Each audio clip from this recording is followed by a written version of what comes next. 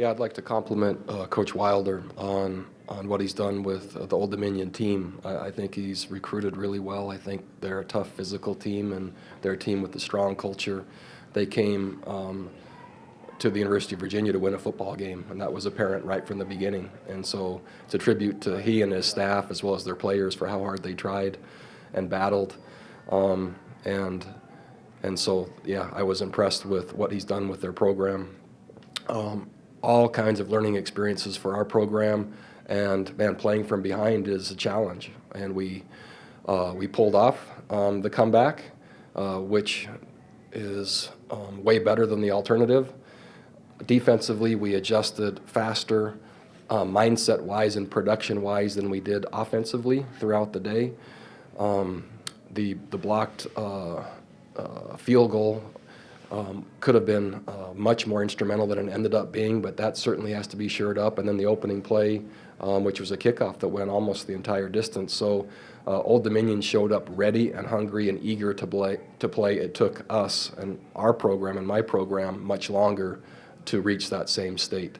I'm certainly happy that we won. We have a lot of work to do offensively after scoring over 30 points the first 3 games in a row and really doing some nice things today. Shows that if it's not just completely dialed in and we're really prepared and on edge, then what the alternative looks like. I was really happy. I thought Bryce Perkins showed a lot of heart. And again, without him, we don't win. The critical play in the game, if I had to name one, was Zane Zandier's interception for a touchdown. That sparked our team. And Charles Snowden, the number and the volume of plays he made, I think was significant. So that's about all I can remember. I'm certainly happy to win. I'll never take that for granted, and I know how hard it is to win any games. And so to have started the season 4-0 is a blessing that our team has earned. It isn't luck, but there's certainly plenty to work on after we saw this one. Start with Jeff and then Mike. Once ODU went up 17-0, your defense kind of held you in the game until the offense could make some plays. Why do you think it took the offense so long to get going, and why was it so out of rhythm? Yeah, I'm really not sure. I looked for signs all week, and so it caught me off guard. I didn't see signs during the week that indicated that our edge might not be on. The looks that we saw tonight in game were the exact same looks that we practiced against. So even though ODU had a bye, it wasn't some now radically new plan that we saw. So our preparation was in relation to what they did. Obviously, we just didn't execute it with the urgency and precision that we needed to, and that's to their credit as well.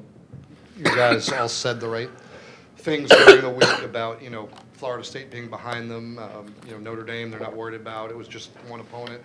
Do you think, though, that was an issue? Or were they maybe mentally, emotionally exhausted from last Saturday? Oh, I think it has to be a contributor, and I don't have any other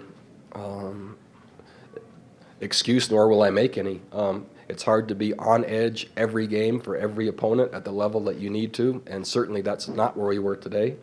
I wish I could say that I saw it coming during the week. I didn't. So, yeah, my job is to try to see it and fix it if we can do it before it happens. But luckily, enough players and enough of the team responded in game to pull a win out, which, yeah, coming back from 17 is not easy. And so before I just hang my head about that, we came back from 17, which is pretty hard to do. And what did you tell Bryce about when the fumble that got away and he took the big hit at the end? Would you have liked to have seen him maybe just fall on that ball? Man, that's a good question. Bryce, it's hard to tell him not to try to do anything. He uses good judgment. I trust him. He's trying to help our team win. So I'm really cautious to try to rein him in because he's essential to our success. It makes me love him even more seeing him try to figure out how to make a play. 2 things: who broke the rock, and what was your tone at halftime like compared to what it usually is? Yeah, Charles Snowden broke the rock. There were kind of 2 camps, Zane Zandier and Charles, but the simple volume of production Charles had to. We went with him, and I really don't say much. not only in practice, but in the game. I speak to the team every morning, and I set the tone and I instruct, and that's where I think I'm most effective. Then I advise coaches, and I coach coaches the rest of the time, and I trust them to pass on those messages to the players. Yeah, there's an occasional time I'll say something here or there, and I think at halftime all I said is now that that's over, we'll start playing. And I don't believe in giant speeches, nor do I think they work. So, yeah, it's just my approach. Jerry the Brett. Bronco, when Old Dominion decided to gamble on the 4th and 1 there, obviously a huge play. What were you thinking that it kept you guys off guard?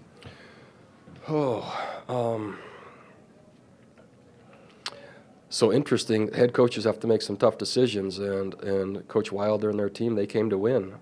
The other end, we had a scenario where the ball was they replayed the spot and moved it back a little bit, but we were intending to go for it on 4th down, almost the exact circumstance on the other side, and man, you do your best as a head coach to make those choices to go for it, and they did.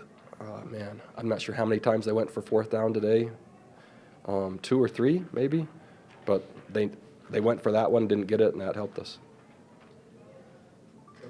I know that you said you love that you guys got the win, but you have some issues with the offense. What was the injury or the situation with Oluwatimi, and what caused the sort of moving around again on the offensive line? Yeah, his snapping hand got hurt against Florida State, and so yeah, we needed to find a center. Jeff or Ron?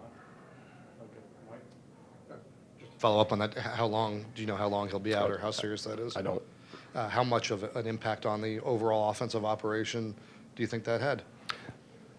Well, he touches the ball every play, and there's a rhythm and there's communication that certainly is tied to that one player and then everyone around him. And so, but it wasn't like we didn't have preparation time. We had Monday through today to get ready, and we would have preferred to have him at center. It's probably fair to say that Snowden was something of a project when he arrived here. Would you have thought that 2 years and 4 games into his college career, he'd be where he is right now? We hoped he would. I think we were the only school that recruited him or offered him a scholarship to play football. He's a very good basketball player. We like long, tall, athletic outside backers in 3-4. And players weren't racing to join our program when we arrived. And he fit all the measurables, but more importantly, he's an amazing, amazing person. And because of that, his work ethic and diligence and conscientiousness with the possibility of becoming and developing is what came together to become the kind of performance he had tonight, which it's who he is that's helped him play the way he does. In your film study, did you believe Old Dominion would be as difficult to run on as it turned out to be? You know, we thought that we would be able to move the ball consistently, and we thought we would have similar offensive output as what we had in weeks 1, 2, and 3. That's what we thought would happen, and it didn't. To Old Dominion's credit, they came up, they defeated blocks and made tackles. They covered our receivers tight. They played with very good leverage, and they made it hard to move the ball. And so, yeah, as much as I would like to say it was only us and our performance, I was impressed, and I told Coach that after the game. I thought their defense played really well and made a lot of plays in a very solid plan, but they executed at a really high level, and they were hungry and physical. But we thought prior to it would be a similar output to what we had the first 3 weeks. That's what we thought.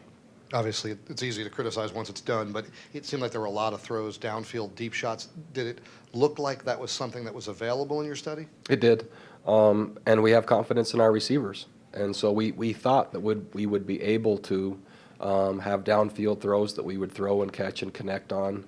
that would help us. And to Old Dominion's credit, they covered them well. They pressured our quarterback well, and those plays didn't work. So, but we thought they would. And in terms of pressuring the quarterback, for them, Keon White, I think number 6, how disruptive was he, and did you anticipate that kind of an impact? I did. I was really impressed with him in watching the Virginia Tech game. And if you look just at his size and mobility, and man, he's a really good-looking football player, and he's dynamic and he's fast. And I was impressed with him before we played.